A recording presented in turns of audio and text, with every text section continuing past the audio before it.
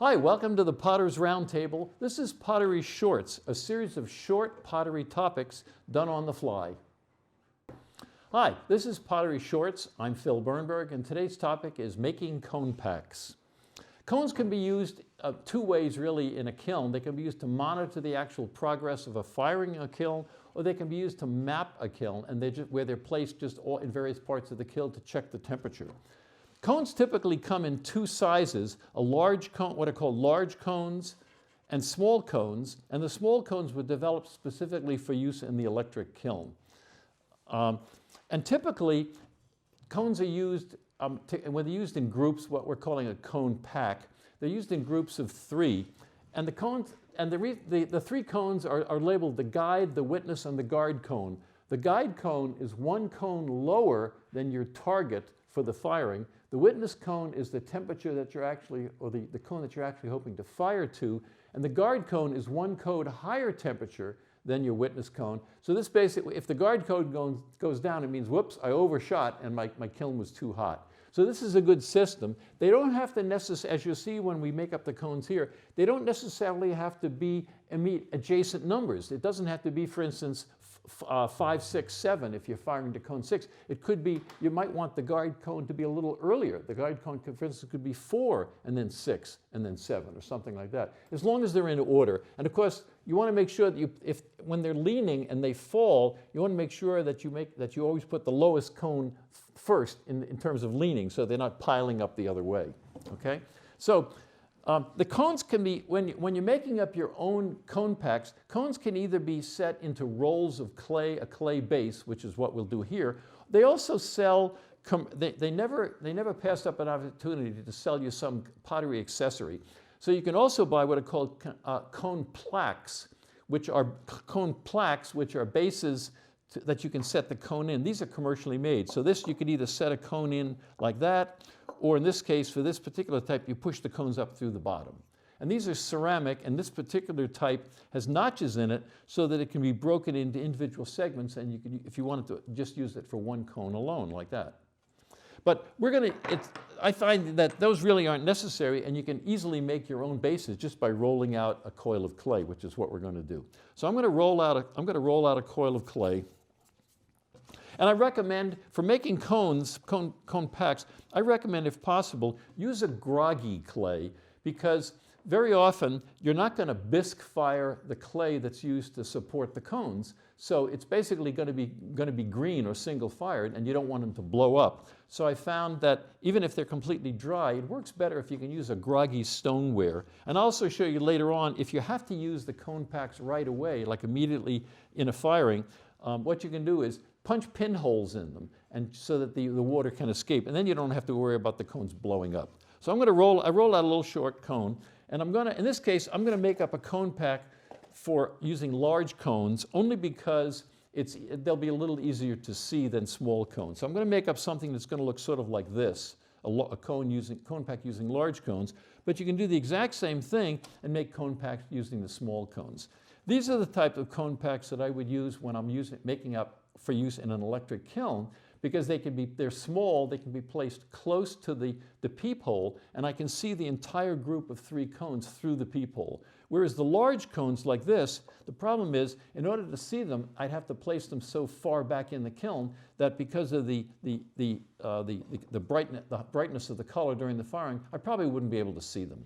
But just for demonstration purposes, I'm going to make up a cone pack using large cones. What I recommend is, when you're making up the cone packs, set your boxes out in a row in front of you, assuming you're going to be making up a series of cone packs, not just one. Set them out so that you can take the cones systematically out of the boxes, and that's where you make sure to get them in the correct order. I'm going to move them out of the way here for the time being, just so we don't block the camera. So I'm going to get a cone. This is a cone 7. As you may notice if you bought cones recently now, they also come, they're pressed, they're die pressed, and they're pressed in pairs because it's cheaper for them to make them this way. So they have to be snapped apart. So the easiest way to do that is to grab the base of one cone with one hand and the base with the other and snap them apart like that. And this is really just for the convenience of the manufacturer. It's cheaper and easier to, when they're pressed in a mold, to press them out in pairs than to press them out individually. So that's my cone 7. and then I'm going to get a 9, and I'm going to have to do the same thing with the 9s. And in this case, as I mentioned, I'm using cone packs for use in our gas kiln here, and I like to use a group of number 7 and 9 and 10. So 7 is giving me a little more of a warning that, that the temperature is getting close to the final temperature, and then I do a 9 and a 10. And I'm not worried so much about looking at cones. In this case, I don't really include a true guard cone because I can tell from the way that the cone has melted how much past 10 I've gone if I've exceeded 10. So one of the important features about when you're putting cones into a cone pack, making a cone pack, is you don't want them to fall in a straight line, and this is the reason. Because when they fall in a straight line, this is from a firing where the first cone hit against a pot, actually. It was placed too close to a pot, and then the second cone piled up on top of it. So you don't want the cones to fall in a line, you want them to fall off at an angle, like this. This is the way you'd like the cones to be set up. So one cone doesn't block another cone. And the way to do that is, when you press them into the clay, you line up the bases, the triangular bases, so they're basically in a row. So you line them up so that the cones look like that, and then they fall like that. You don't want to set them in the base like that, because then they're all going to fall in a row, okay? So the other feature to keep in mind, so these are the two important points when you're making cone packs is, align them so that they fall at an angle, but also you want them to lean at the proper angle. Cones are designed and they're sort of calibrated so that when they're leaning at an 8-degree angle, that's when they give you the proper reading of the temperature. So in order to accomplish that, I don't know whether you can see this in the video, but the bottom of each cone is cut or pressed at a slight angle, and it's pressed at an 8-degree angle. So if I set the cone flat on its base, I have to hold it up, it's actually leaning at the proper angle. So that when I insert them into the clay, I push them all the way down into the clay to take advantage of the fact that I've got that bottom as to use as sort of a guide.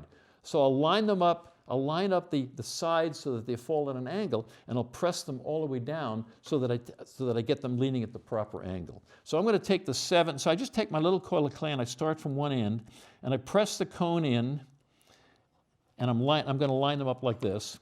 And then I take this is my 9, and I have to look at the cone to see which way the base is slanted so I know which way to press it in. And I'll press this one in, that's my 9. And then this is my 10, and again I find the proper end and push it into the clay like that.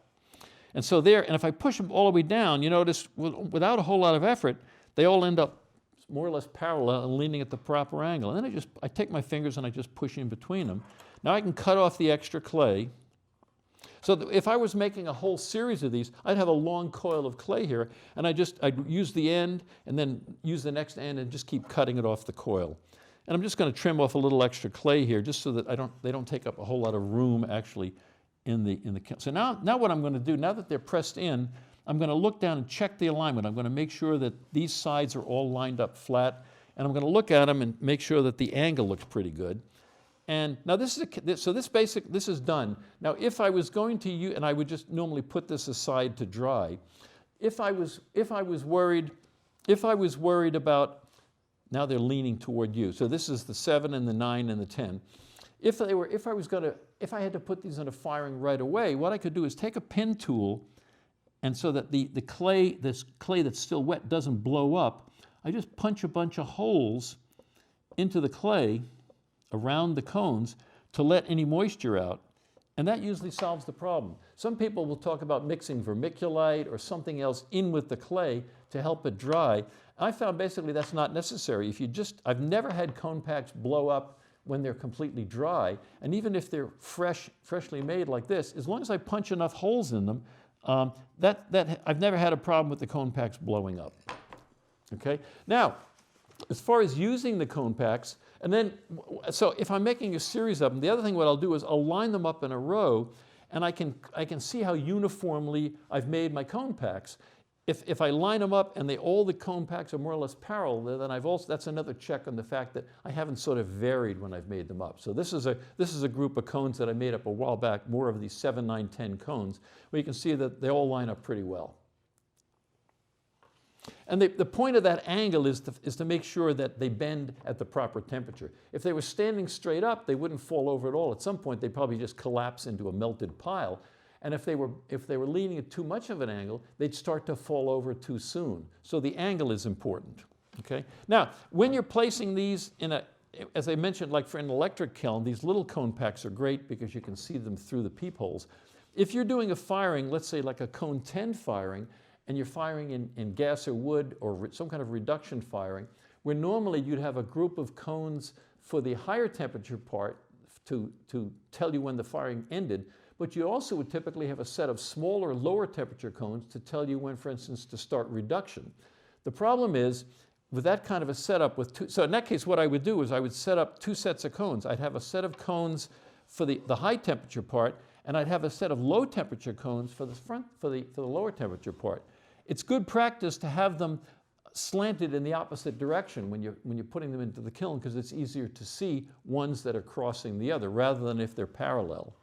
But also now, if I'm going to reach cone 10, by the time I get to cone 10, all these lower cones, for instance, they might be like 012 or 010 or 09, are going to completely melt. So I really suggest putting all of the cones on some kind of a base or a tray to catch it. And this is a good example.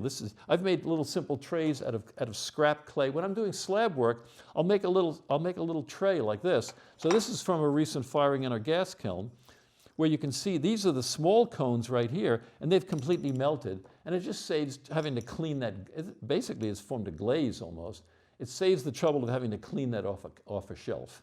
And this is I used larger ones when I was firing in a wood kiln because I was going to even higher temperatures. So these are the large cones, and you can see where the small cones that I had to indicate when reduction completely melted and formed quite a puddle. So it's nice just to have, it just saves some work later on. And one caution also is when you're making that, make sure that the cones are pointing the right way. This is a really nice example of part of a cone pack that built a little trough here to catch the melted cones, only they leaned the cones the wrong way so that they completely missed the trough. So make sure they're leaning the right way. Okay, I think that's all we had for this subject today. I hope this was useful for you, and thank you for joining us. Thanks for joining us today. If you enjoyed the presentation, please like it and subscribe to our channel and share it with your friends. This way we get more viewers of our videos. Also, check out our website, www.hfclay.com. We'd really like to thank our patrons for supporting our educational efforts, such as these videos. And if you'd like to consider becoming a patron, go to patreon.com and look for the Potter's Roundtable.